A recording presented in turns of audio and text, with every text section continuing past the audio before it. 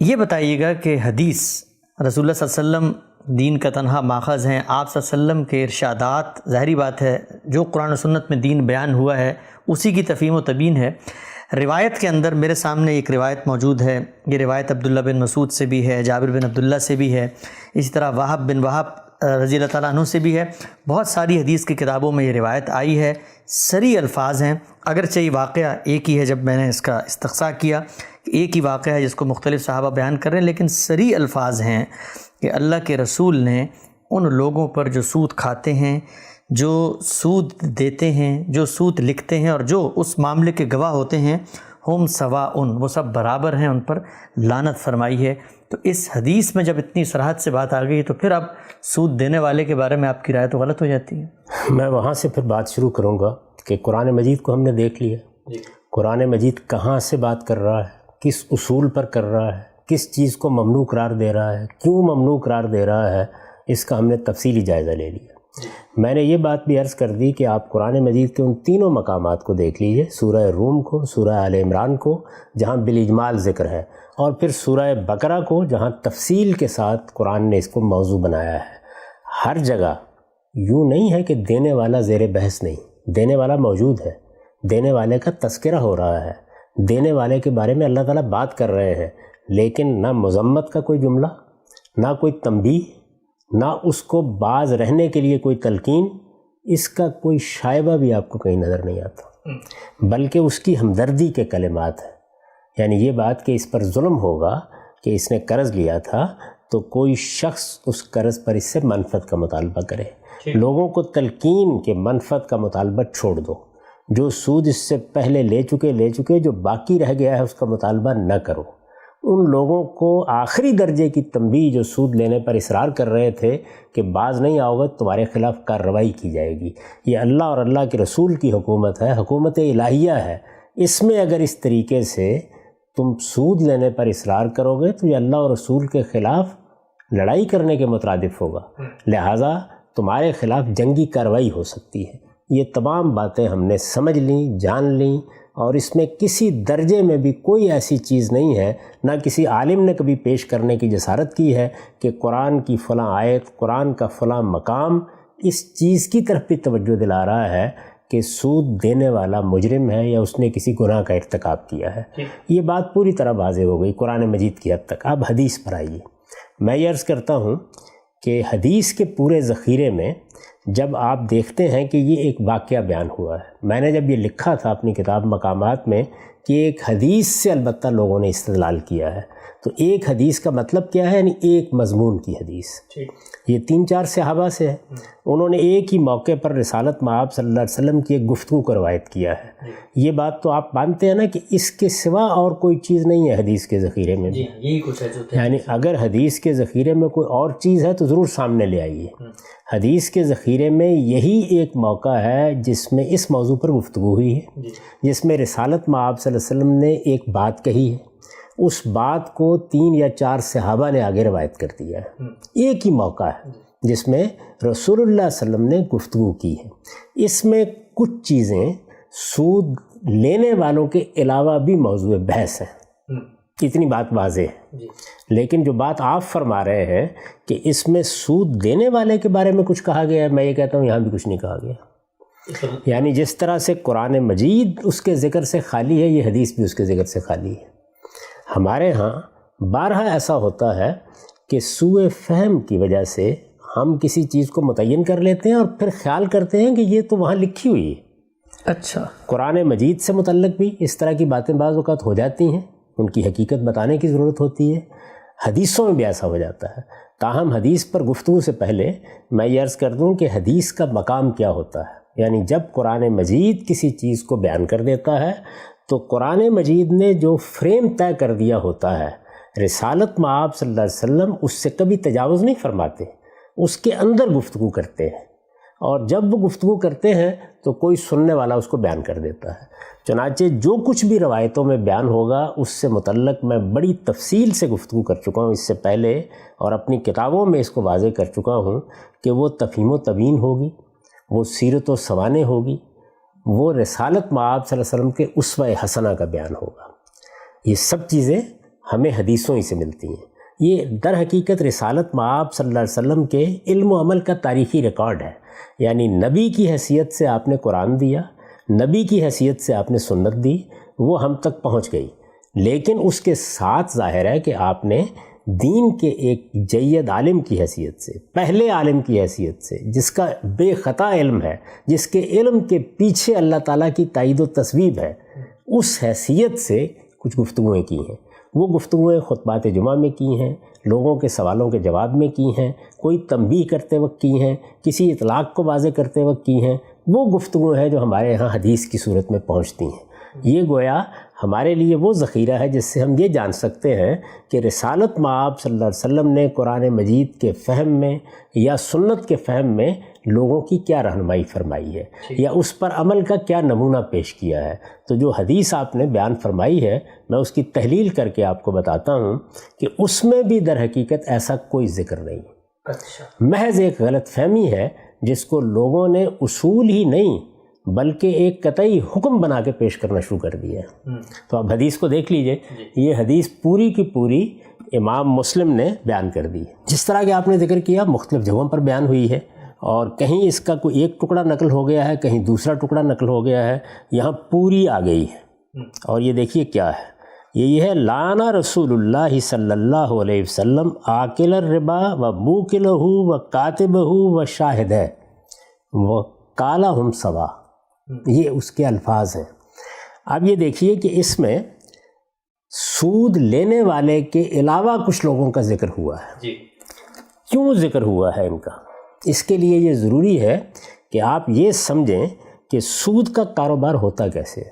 دیکھیے ایک چیز یہ ہے کہ میرا ایک بھائی میرے پاس آیا، اس نے آ کر مجھ سے قرض مانگا۔ ہم اس پہ گفتگو کر چکے ہیں کہ اسلامی اخلاقیات میں قرض تبرع کا عمل ہے، نیکی کا عمل ہے، خیر کا عمل ہے، اس پر منفعت کا مطالبہ نہیں کیا جا سکتا۔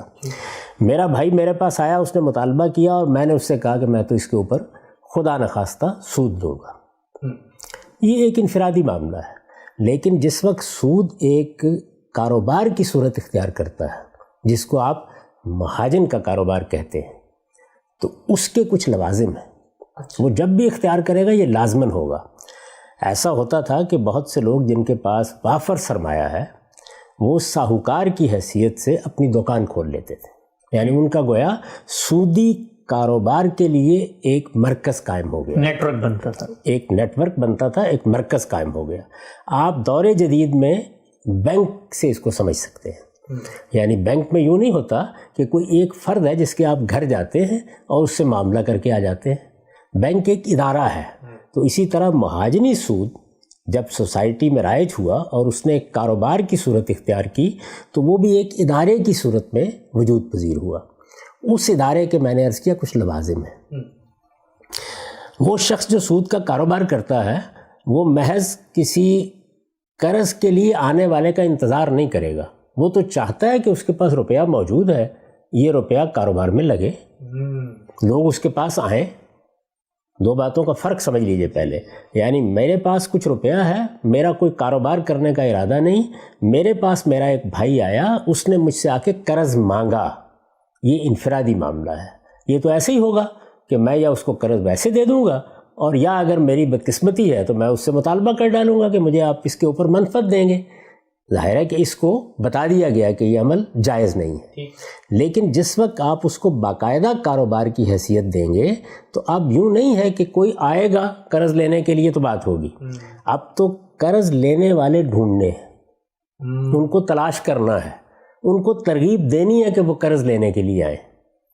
جس وقت آپ ایک کاروبار شروع کرتے ہیں تو کاروبار کے لیے سب سے پہلی چیز یہ ہوتی ہے کہ آپ کا گاہک آنا چاہیے۔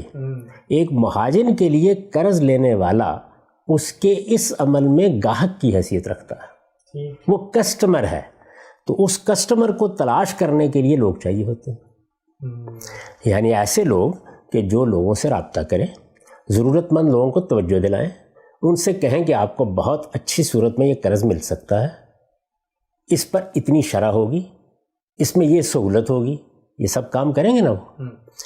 اسی طریقے سے جس وقت آپ قرض دے دیں گے تو آپ قرض کی قسطوں وصول کرنی ہے، یعنی کچھ لوگ ہوں گے کہ جو جا کے وصول کیا کریں گے. کوئی آدمی جب قرض لیتا ہے اور مہاجنی قرض لیتا ہے تو وہ سود کی قسط ادا کرے گا. یہ بھی ہو سکتا ہے کہ قرض کی کوئی قسط ادا کرے, یعنی دونوں شکلیں ہو سکتی ہیں. قرض ایک ہی وقت پہ ادا کیا جائے گا یا یہ ہے کہ بالاقساط ادا کر دیا جائے گا. لیکن سود تو آپ کو دینا ہے نا, ماہ بماہ آپ کو سود دینا ہے. ہفتہ وار سود بھی ہوتا تھا, روز کا سود بھی ہوتا تھا. مہاجنی سود بعض اوقات اس قدر تلخ صورت اختیار کر لیتا تھا. اس کے لیے میں نے عرض کیا کہ دونوں کام کرنے پڑتے تھے. یعنی وہ لوگ ہوں آپ کے پاس آپ کے کارندوں کی صورت میں, آپ کے کارکنوں کی صورت میں, جو آپ کے لیے اسامی ڈھونڈیں. تو اسامی ڈھونڈنا ہوتا ہے, یعنی کون آدمی ہے کہ جو آپ سے قرض لے گا. کوئی بازار میں ہوگا, کوئی غریب آدمی ہوگا, کسی نے ریڑھی لگانی ہوگی, کسی کی ذاتی ضرورت ہوگی, کسی کی بیٹی کی شادی ہونی ہے. تو ان لوگوں کو ڈھونڈنے کے لیے لوگ چاہیے ہوتے ہیں, پھر ان سے بالاقساط روپیہ وصول کرنے کے لیے لوگ چاہیے ہوتے ہیں. لوگ غریب بھی ہوتے ہیں, امیر بھی ہوتے ہیں.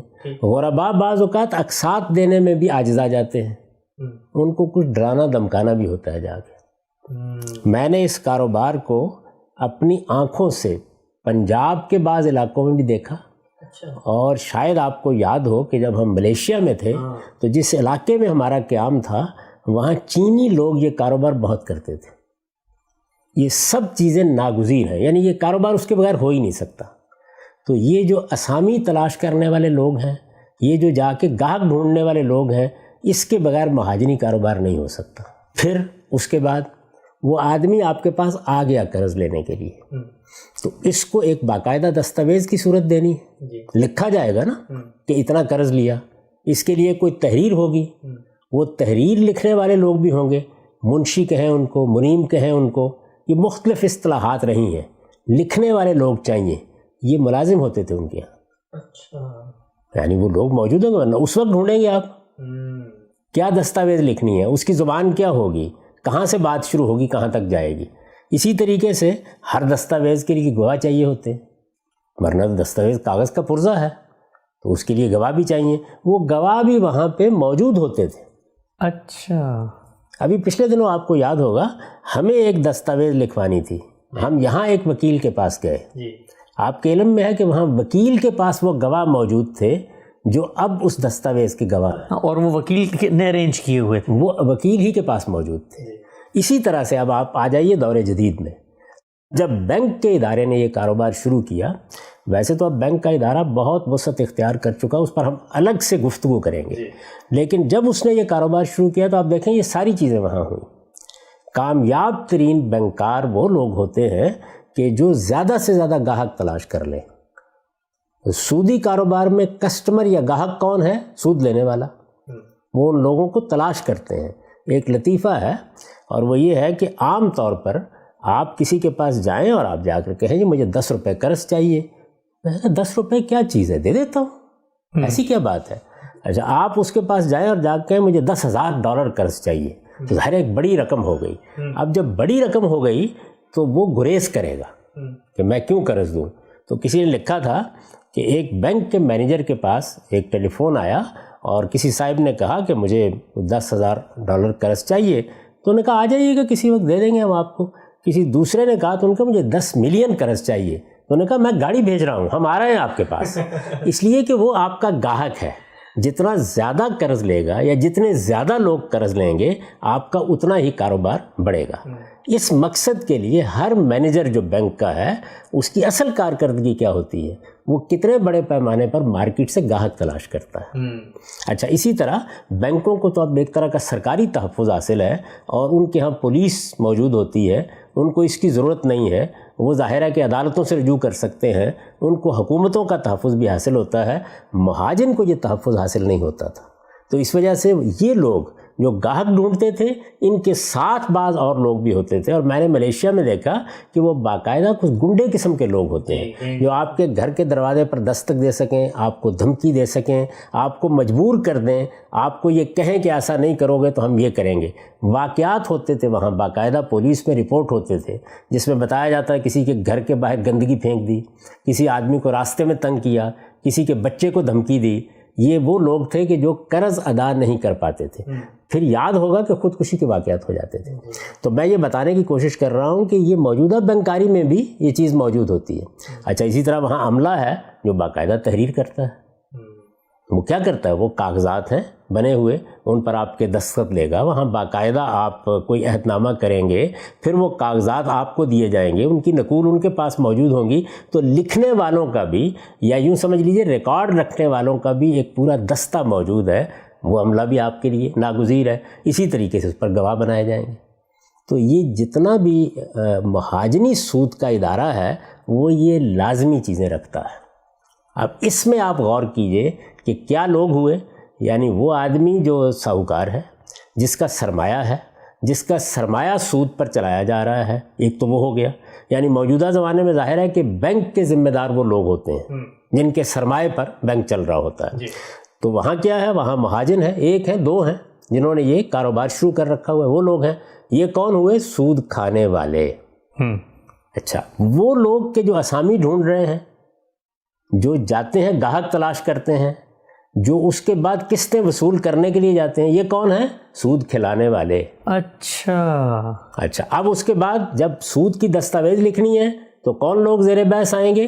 وہ جو لکھنے کا فن جانتے ہیں، منشی ہیں، وہاں بیٹھے ہوئے ہیں، ان کا کام یہی ہے۔ موجودہ زمانے میں تو آپ نے اس کی تحریریں باقاعدہ وضع کر لی ہیں، وہ تحریریں بھی کبھی آپ نے دیکھی ہوں گی۔ آپ بینک کے ساتھ کوئی معاملہ کریں، 20-20 صفحوں کے ہوتے ہیں، یعنی وہ باقاعدہ قانونی چیزوں کا لحاظ رکھ کے تحریریں بنائی جاتی ہیں۔ تو اس نظام میں بھی یہ ضرورت ہے، اس نظام میں بھی یہ ضرورت ہوتی تھی۔ اسی طرح گواہ اس کے اوپر لائے جائیں گے۔ اب جب آپ کاروبار کر رہے ہیں، مہاجنی سود کا کاروبار کر رہے ہیں، اس زمانے میں کر رہے ہیں جو رسالت مآب صلی اللہ علیہ وسلم کا عہد سعادت ہے، اور قرآن مجید نے یہ کہہ دیا کہ اس پر پابندی لگا دی گئی ہے، تو مجھے یہ بتائیے کہ اس میں وہ لوگ کے جو سود کا کاروبار کر رہے ہیں، وہ لوگ جو ان کے لیے اسامی ڈھونڈ رہے ہیں، وہ جو ان کے دفتروں میں بیٹھ کر دستاویزات لکھ رہے ہیں، ان سب کو برابر قرار دیا جائے گا یا نہیں قرار دیا جائے گا؟ تو رسالت مآب صلی اللہ علیہ وسلم نے یہ حدیث میں یہ فرمایا ہے۔ اس میں لفظ استعمال ہوا ہے موکل، سود کھلانے والا، بجائے اس کے کہ سودی کاروبار مہاجن کے دفتر کو سمجھ کر یہ دیکھا جاتا کہ اس میں لوگ کیا ہیں۔ بس سادگی سے یہ خیال کر لیا گیا کہ موکل کا مطلب ہے وہ آدمی جو قرض لینے کے لیے گیا ہے، وہ نہ اس کے ساتھ تعاون کر رہا ہے، نہ اس کا مددگار ہے، نہ اس کا کاروبار چلا رہا ہے، وہ تو اپنی ضرورت پوری کرنے کے لیے گیا ہے۔ وہ ذاتی ضرورت بھی ہو سکتی ہے، وہ کاروباری ضرورت بھی ہو سکتی ہے، وہ قرض لینے گیا ہے، وہ مہاجن کا آدمی نہیں ہے کہ اس کے بارے میں یہ کہا جائے کہ یہ سب برابر ہیں۔ مہاجن کے آدمی کون سے ہیں؟ موجودہ زمانے میں سمجھ لیجئے، یعنی بینکار نے جو بینک قائم کیا ہے اس کا عملہ کون سا ہے؟ اس عملے میں کوئی کیشیئر ہوگا، کوئی چیزوں کو لکھنے والا ہوگا، کوئی اس کے لیے لوگ ڈھونڈنے والا ہوگا۔ یہ 50-50 لوگوں کا عملہ موجود ہوتا ہے نا ایک بینک کو چلانے کے لیے، ایک برانچ میں۔ تو اس وقت بھی مہاجن کا دفتر جو وجود میں آتا تھا، اس میں جو عملہ ہوا کرتا تھا، رسول اللہ صلی اللہ علیہ وسلم نے اس پورے عملے کے بارے میں یہ بات بیان کی ہے۔ اچھا، اس لیے میں نے عرض کیا کہ بارہا ایسا ہوتا ہے کہ سوء فہم سے ہم ایک چیز کا اطلاق کر دیتے ہیں اور خیال کرتے ہیں کہ یہ تو اللہ اور رسول نے فرمایا ہے۔ تو میں پوری ذمہ داری کے ساتھ یہ بات کہتا ہوں کہ نہ قرآن مجید میں سود دینے والے کا کوئی ذکر ہے اور نہ حدیث میں سود دینے والے کا کوئی ذکر ہے۔ موکل کا لفظ اس معنی میں استعمال ہی نہیں ہوا جس معنی میں لوگوں نے اس کو سمجھا ہے۔ ورنہ مجھے یہ بتائیے کہ اگر آدمی یہ جانتا ہو کہ سود کیسے ہوتا ہے، اس کا کاروبار کیسے بنتا ہے، مہاجن کام کیسے کرتے ہیں، تو وہ اس موکل کو تلاش نہیں کر سکتا کہ جو اسامی ڈھونڈنے کے لیے جا رہا ہے۔ کون سا بینک ہے جو بینک مینیجر کے بغیر چلے گا، جو اس عملے کے بغیر چلے گا کہ جو مارکیٹ میں لوگوں کو تلاش کرتا ہے کہ وہ بڑے بڑے لوگ یہاں اپنا اکاؤنٹ کھولیں۔ اکاؤنٹ کھولنے کا عمل ہی ہے نا جس کے بعد وہ کاروبار شروع ہوتا ہے۔ تو یہی صورتحال مہاجنی سود کی تھی۔ رسالت مآب صلی اللہ علیہ وسلم نے اس کا ذکر کیا ہے۔ اس لیے میں جس طرح اس سے پہلے یہ بات واضح کر چکا کہ قرآن مجید سود دینے والے کے ذکر سے خالی ہے، اسی طرح اب یہ کہہ رہا ہوں کہ حدیث بھی سود دینے والے کے ذکر سے بالکل خالی ہے۔ ٹھیک ہے، ہم سب بہت تفصیل سے آپ نے ماشاءاللہ یہ بتایا جو آپ کا نقطہ نظر ہے۔ اور سمجھایا کہ سود کا یہ جو کاروبار ہے یہ ہوتا کیسے، اور روایت کے اندر جو بات زیر بحث ہے کچھ ضمنی سوالات میں مزید آپ کے سامنے رکھتا ہوں۔ تو خلاصہ جو آپ کی گفتگو کا ہوا کہ یہ جو موکل کا لفظ آیا ہے، جس کو عام طور پہ جس کا بیان یہ کیا جاتا ہے کہ سود دینے والا اس سے مراد ہے، اور سود لینے والے کو آکل الربا کہہ دیا۔ میں تھوڑی سی بحث لفظ کے لحاظ سے کرنا چاہتا ہوں۔ آپ کا جو پورا پیراڈائم اور پوری جو آپ عام طور پہ اپنی فکر پیش کرتے ہیں، اس میں لفظ اور جملے کی تعریف اور یہ سب باتیں، یہ جو لفظ ہے موکل، یہ بنا کس مادے سے ہے، اس کا معنی کیا ہوتا ہے، اور یہاں پر اگر اس کی جو مراد آپ نے پورے پس منظر میں بتائی کہ جی وہ تو کاروبار کو سپورٹ کرنے والے وہ لوگ ہیں، ایجنٹ ہیں جو اسامیاں لے کر آ رہے ہیں، تو یہ دونوں معنی اس میں پائے جاتے تھے، دینے والے کے لیے بھی استعمال ہو سکتا تھا، ایجنٹ کے لیے بھی استعمال ہو سکتا تھا۔ یہاں آپ نے ایک معنی کو ترجیح دی ہے، اور ترجیح کی وجہ لفظ یا کلام کے اندر کیا ہے؟ نہیں، میرے نزدیک تو ایک ہی معنی ہے اس کی، یعنی معنی کیا مصداق ہے۔ دیکھیے معنی تو ہے کھلانے والا، کھلانے والا کون ہوتا ہے؟ مہاجنی کاروبار میں کھلانے والے لوگ ہی وہی ہوتے ہیں، وہ نہ ہو تو یہ کاروبار چل ہی نہیں سکتا۔ اصل میں وہ ہیں جو اسامی ڈھونڈ رہے ہیں، بھائی میرے لیے جو گاہک ڈھونڈ کے لائے گا وہ میری دکان چلانے والا ہے یا گاہک میری دکان چلانے والا ہے؟ میری دکان کا کاروبار جو لوگ چلا رہے ہیں وہ گاہک تلاش کرنے والے لوگ ہیں، میرا حساب رکھنے والے لوگ ہیں، وہ میرے ساتھی ہیں، یعنی یہ سود کھانے والے کے ساتھی ہیں جو زیر بحث ہے۔ کاتب کون ہے؟ وہ جو اس کے ہاں بیٹھا ہوا لکھ رہا ہے۔ ٹھیک ٹھیک۔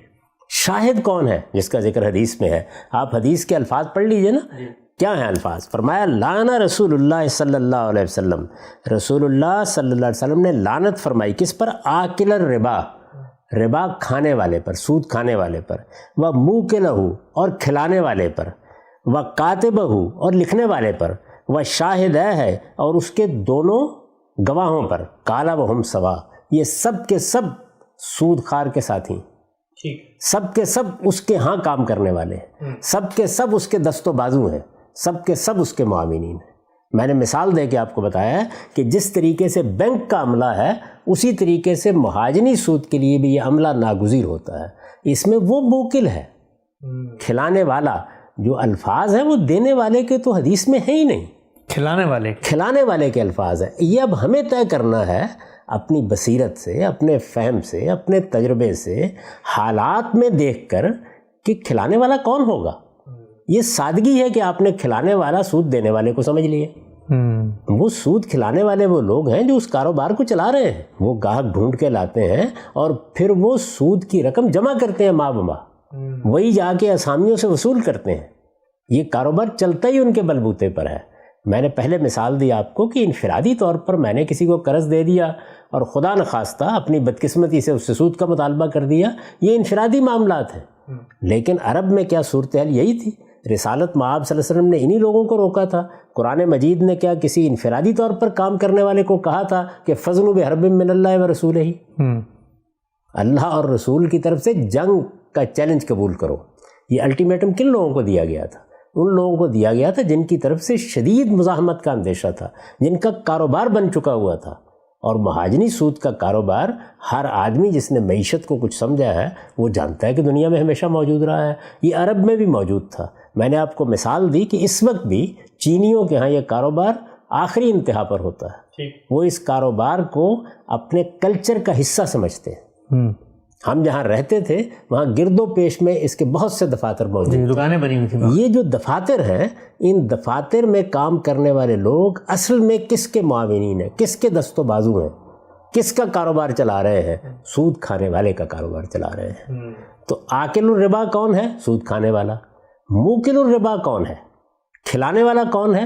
اس کا عملہ، وہ لوگ جو اسامی ڈھونڈتے ہیں، وہ جو جا کے اس کا سود وصول کرتے ہیں۔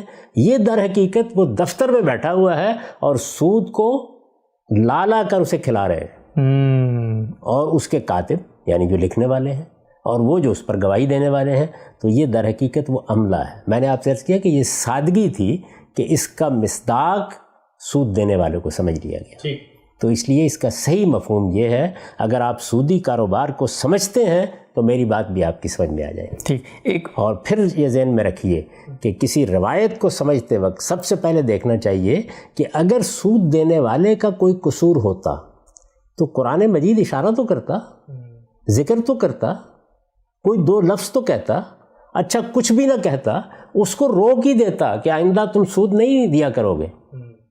کہا کہیں قرآن مجید میں. تو اس کا مطلب یہ ہے کہ سارا معاملہ کس کا زیر بحث ہے؟ سود کھانے والے کا. آکل الربا. اب آکل الربا کے معاونین تو ایسے ہی جیسے چور کے معاونین ہوتے ہیں.